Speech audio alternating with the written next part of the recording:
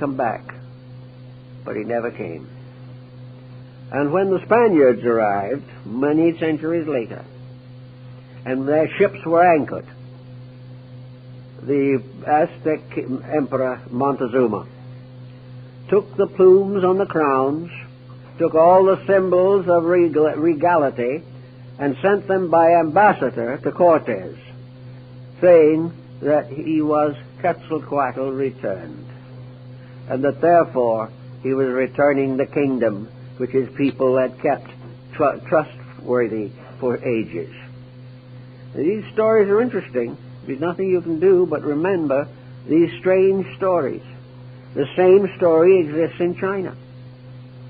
In China, the world's reformation, the restoration of humanity, was the result of a mysterious being who came out of a fish's mouth and, rising out of the sea, taught them the secrets of life. In India, Vishnu, in his first incarnation, is born from the fish's mouth. Everywhere the sea was the source of instruction. Something came from the sea. We can't dogmatize what it is, but it is interesting that at a remote period, certainly 8,000 or 10,000 years ago, if not more, doctrines and concepts and beliefs reached all parts of the world and are still reserved and preserved in all the mythologies, legends, and allegories of ancient peoples, and were recognized as the ultimate source of civilization. Now, if these were missionaries, travelers, philanthropists from the Atlantean Empire, they might have wished to come back. They might have said that they would, or that others would follow. And then came the deluge. The center of the great wheel was destroyed. No one could come back. Little by little, these peoples in different areas modified their beliefs. Interracial minglings brought about complications of stories concerning the descent of knowledge. Here in the southwest of the United States, they have the legends that originally humanity lived under the earth, and a deluge came under the earth, and this deluge threatened the life of everything that lived. So humanity crawled up or climbed up to this upper world upon cornstalks and began to populate the earth, and the point where they came out of the earth is still sacred to the Navajo and the Hopi.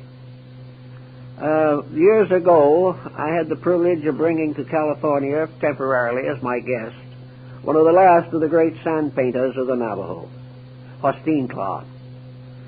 A few weeks ago, when I was in Sedona, in Arizona, I mentioned Claw, and everyone knew who he was. One of the greatest men of his time, an Indian, and a remarkable person. At that time, when he was up there, we had just published our large book, and I wanted him to see it. He spoke no English. He had no idea of what the book was about. So I turned to the plate of the Table of Hermes, just in passing along through the book. You'll find it if you have it. And the old Indian stopped right there. It was Chaldean. He didn't know what Chaldean was, never heard of it. But he told me through Huskanaswood, his interpreter, long, long ago, my people could read this. American Indian. Every once in a while something like this happens, and no one knows why. But it all adds up to something that is very unusual and very interesting. I think if we follow all of the traditions that exist, we would summarize the highest terminal aspect of Atlantean culture as a very high culture, with scientific knowledge, with good map making, with many types of industry, arts, and sciences, accredited as having the first to domesticate the horse, with hospitals and clinics, and with various types of locomotion. And according to the old stories, the Atlanteans had the secret of flying through the air. We can doubt all these things. We don't know for certain.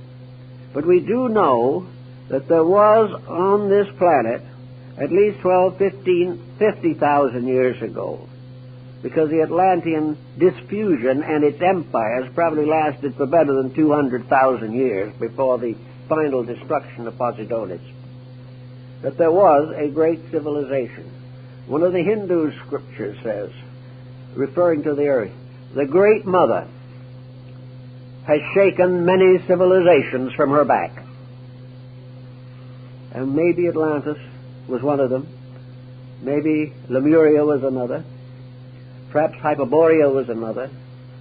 But in any event, far back, there were forms of life and culture very different from what we have today, which destroyed themselves by the misuse of the spiritual powers of life.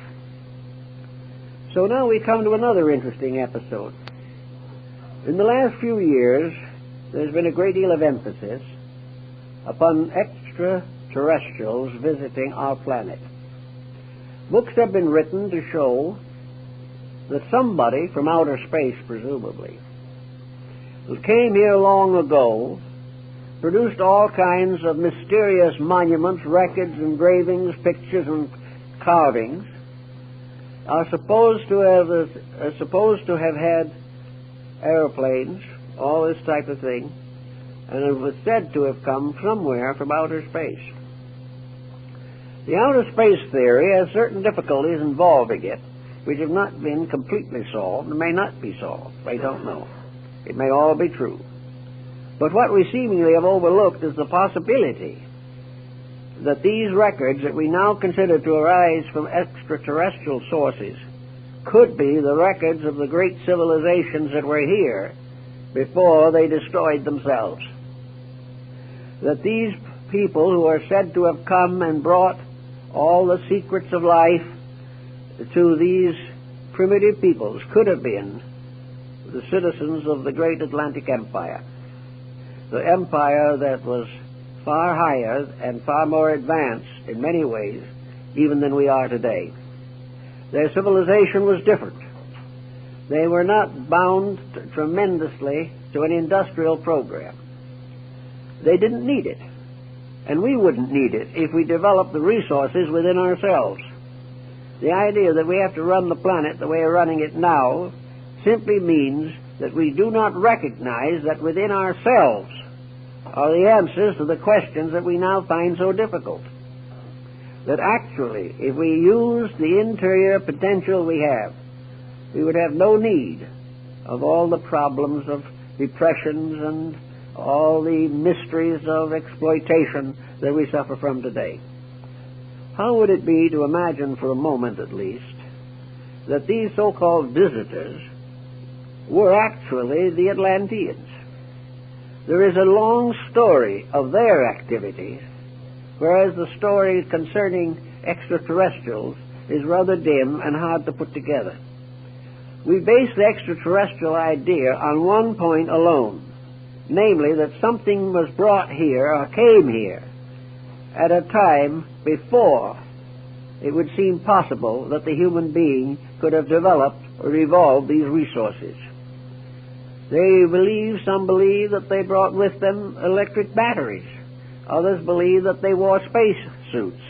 Some say they came in spaceships. But none of these things really exist to our minds except in the form of paintings and carvings and imageries of one kind or another. The main foundation of our belief is that something happened by which a culture came here or was here prior to our ability to trace its source. If we assume that there was a great source already here, it would simplify a number of matters and make it much easier to account for the travel of these mysterious visitors. Suppose these mysterious visitors were simply part of an advanced culture here. I think we have the same thing in problems today. There are still areas in this planet right now where it is very dangerous for strangers to go. There are still primitive peoples who have no